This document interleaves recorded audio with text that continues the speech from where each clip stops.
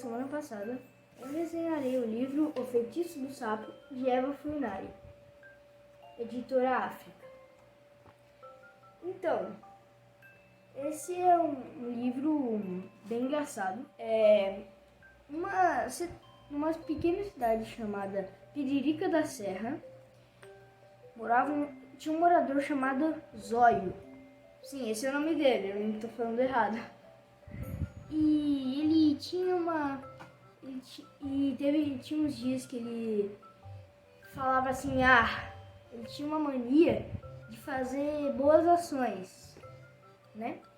E no outro dia, ele tava passando em frente à casa da Carmela com sua bicicleta e viu ela cantando uma música triste sobre príncipes encantados, né?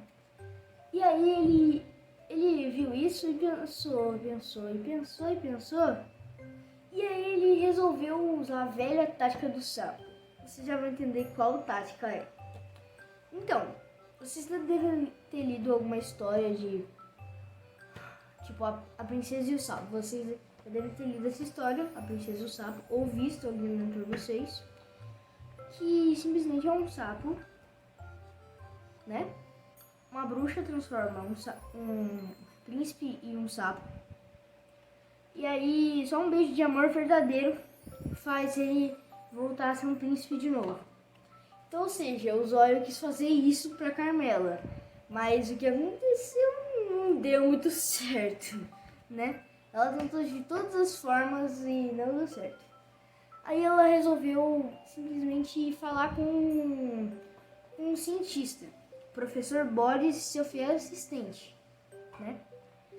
E aí ela deixou o sapo lá com uma gaiola de ouro, com um bilhete escrito assim, aqui: prezadíssimo, respeitadíssimo professor Boris, sou um pobre príncipe encantado na miserável condição de Batráquio. A bruxa malvada me enfeitiçou e agora eu preciso desesperadamente da sua ajuda, pois sozinha nada posso fazer. O senhor não tem aí algum truque para desfeitiçar sapos? Se puder me ajudar, serei grata e feliz para sempre. Assinado Príncipe Encantado. Olha aqui. Foi essa carta que ela mandou. E aí, eles ficaram imaginando,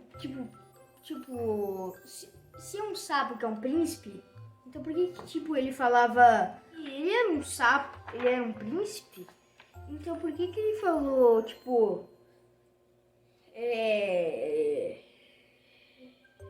sozinha, grata, entendeu? Porque simplesmente ele era um príncipe encantado. E todo mundo já sabe que foi a Carmela que escreveu essa carta pra eles, mas eles não sabiam disso ainda. Aí o que aconteceu foi que eles ficaram imaginando e tal, assim. Aí eles decidiram chamar o primo deles, o mago Druido. Aqui é a gaiola dele. E aí que eles mandaram essa mensagem pro Druido, que era o primo mago deles. Primo Druido, precisamos da sua presença. Urgente. Caso bruxaria. Boris e Nicolino. Foi essa a carta que eles mandaram. Então, aí, quando demorou alguns dias, semanas pro primo dele chegar. Esse foi o primo dele. Aí o que aconteceu foi que ele viu o sapo, né? E aí ele disse, essas pintas brancas, isso não é nada bom, não vai ser tão fácil. Esse é um caso típico de bruxite sapólica aguda. Então, e o feitiço, sabe como é que fazia esse feitiço?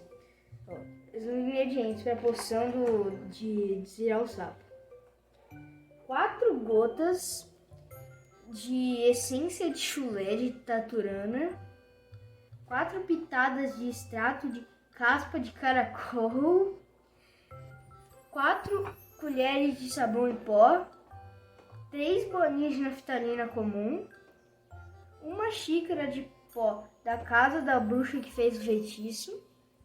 O modo de preparar. Misture tudo com água quente e dê 3 colheres de sopa para o sapo. Ele se transformará em príncipe imediatamente. Então, aí teve lá assim que...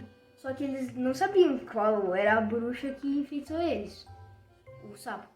E aí o que aconteceu foi que o professor Boris, ele disse que já sabia qual era a bruxa. Era a bruxa Zelda, que ela adorava transformar tudo que ela via em sapo. Aí ele tinha que tirar um pouco de pó da casa da bruxa, que de certo era a bruxa Zelda. E aí o que aconteceu? Eles foram lá vestidos de faxineira pra... Será que ela ia deixar eles entrarem ou não? Isso eu não posso falar, porque senão eu contarei a história inteira. E não é isso que eu quero fazer. E...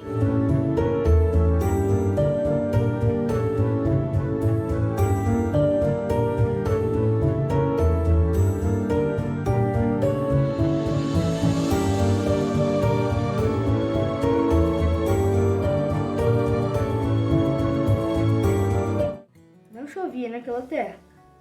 Estava tão quente e seco que as flores ficavam murchas.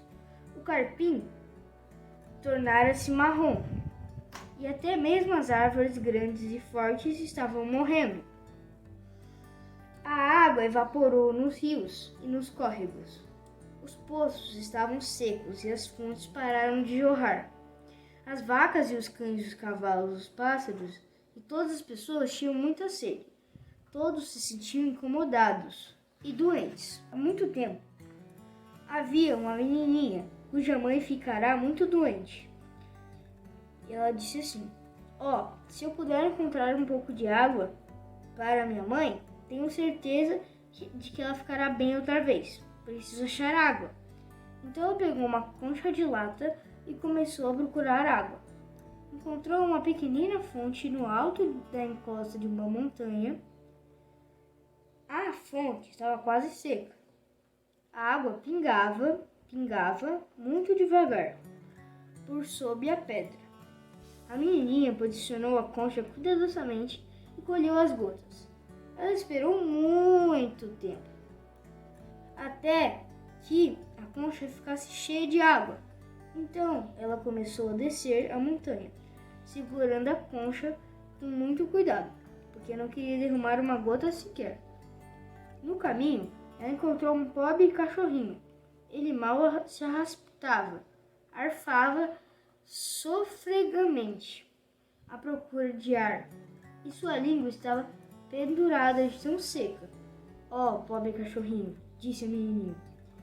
Você está com muita sede, eu não posso deixá-lo sem um pouco de água. Se eu lhe der só um pouquinho, ainda restará bastante para minha mãe.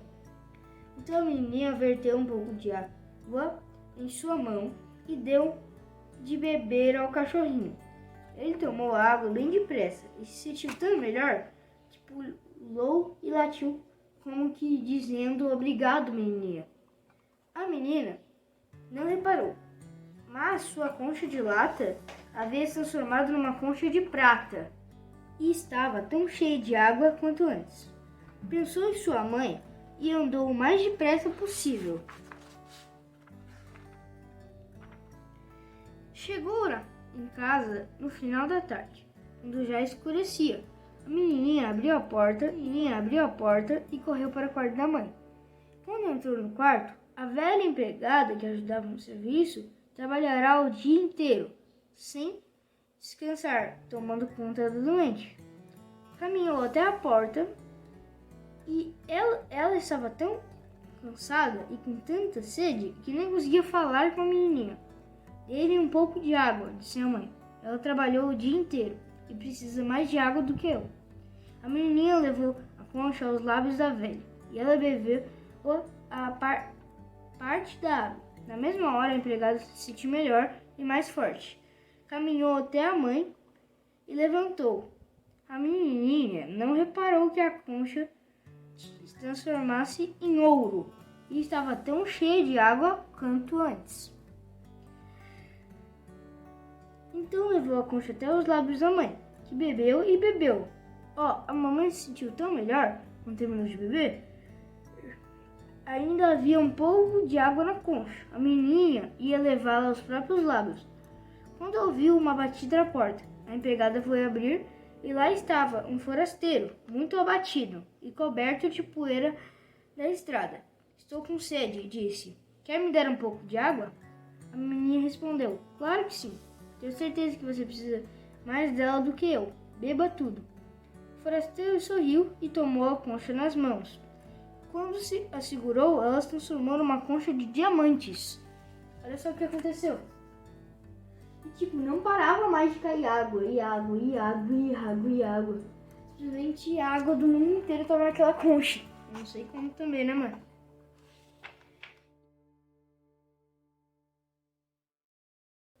Essa história é de humildade e lealdade aos seus companheiros.